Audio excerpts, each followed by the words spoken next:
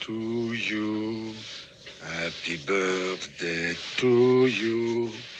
Happy birthday to you. Happy birthday. Bienvenue dans la nouvelle émission, enfin la nouvelle version des Tontons Flingueurs, Tonton Flingueur 2.0. D'ailleurs, je tiens à préciser aux auditeurs que on a des notes, on va arrêter d'improviser. Nouveau concept. Concept des notes. On prépare l'émission. Alors pourquoi passer à la vidéo podcast ou au vidéo podcast, je ne sais pas si c'est féminin ou si c'est masculin, alors qu'on avait énormément de succès dans le rayon MP3. Eh bien, c'est que finalement, on voulait déplafonner, pulvériser le plafond de verre qui nous empêchait d'approcher des 10 000, des fameux 10 000 auditeurs ou des 10 000 YouTubers par mois. Et donc nous voilà. D'autre part, ça nous permet aussi de mettre un visage sur des paroles. Quand on dit des conneries, finalement, on peut voir par le visage le degré d'ironie qui va avec, puisque l'infraverbal permet de dire des choses que parfois le verbe ne peut pas dire. Donc voilà, Damien, toi, le vidéo podcast, ça te fait pas peur ? Non, et je pense que c'est vrai que c'est parfait pour juger quelqu'un. Alors des formations professionnelles, je rappelle à nos auditeurs, lors du débat Kennedy-Nixon qui avait lieu en 1960, ceux qui avaient écouté à la radio, c'est ce fameux débat où Nixon avait transpiré comme un porc. Ceux qui avaient écouté à la radio avaient l'impression que Nixon avait gagné, ceux qui avaient regardé à la télé pensaient qu'il avait perdu. Comme quoi l'image est super importante et nous, on a des couilles, on n'a pas peur de transpirer, on y va. Exactement. Alors le principe reste toujours le même, hein. Un dossier où on décortique absolument pas du tout l'actualité, mais on propose justement des vues assez tranchées et tranchantes. Et on permet aussi à des gens comme vous et moi, comme Damien, moi, et puis Nicolas Thor, Merveille, et notre mystérieux Monsieur X, puisque France Inter avait son Monsieur X, et les Tontons Flingueurs maintenant en leur. Et donc permet à travers ça donc aux gens de retrouver peut-être des idées qu'ils ont tout seuls chez eux, qu'ils ne peuvent pas dire. Finalement, les Tontons Flingueurs sont leur voix et maintenant aussi leur visage. Ah, c'est beau. Et quel visage. Alors, je me faisais récemment insulter sur YouTube de con ou de connard, je me souviens plus exactement. Et le monsieur avait quand même l'amabilité de reconnaître une certaine forme de courage. Et il disait, tiens, voilà un connard qui au moins a le courage de montrer son visage. Ah. J'ai trouvé ça... je pense qu'on est d'accord sur aussi...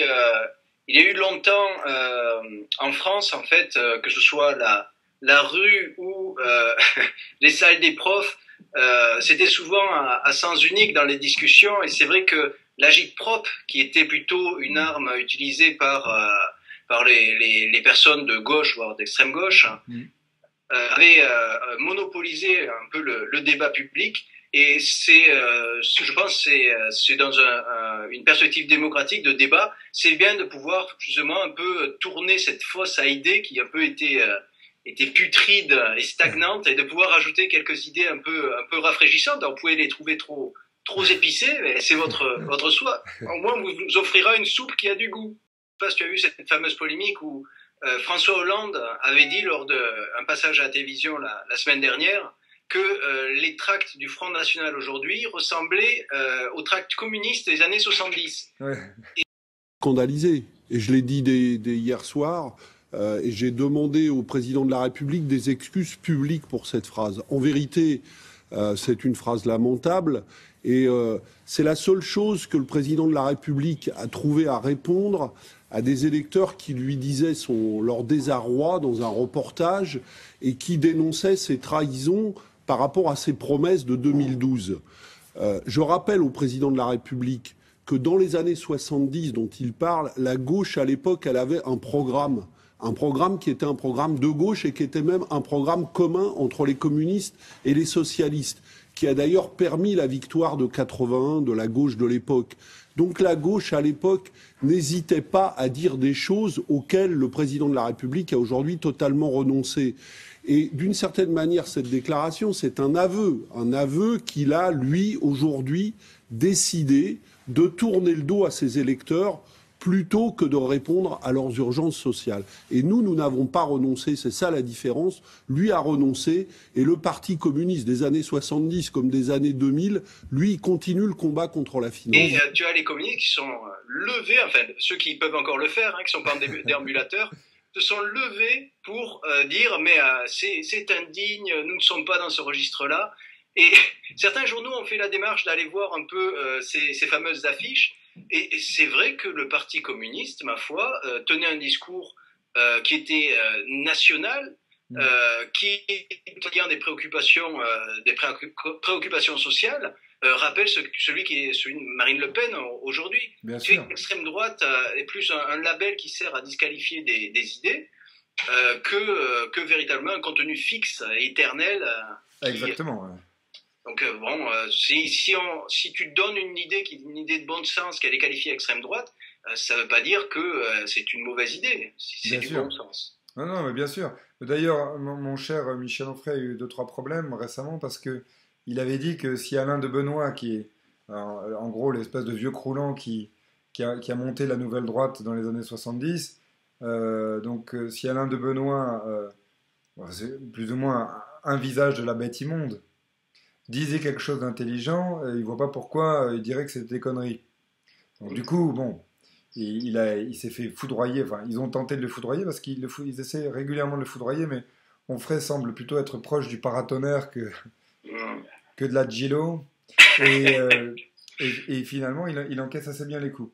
Donc oui, le principe reste le même, il y a toujours des questions pour des tontons, bon, je pense qu'aujourd'hui, ça va être assez short pour les questions...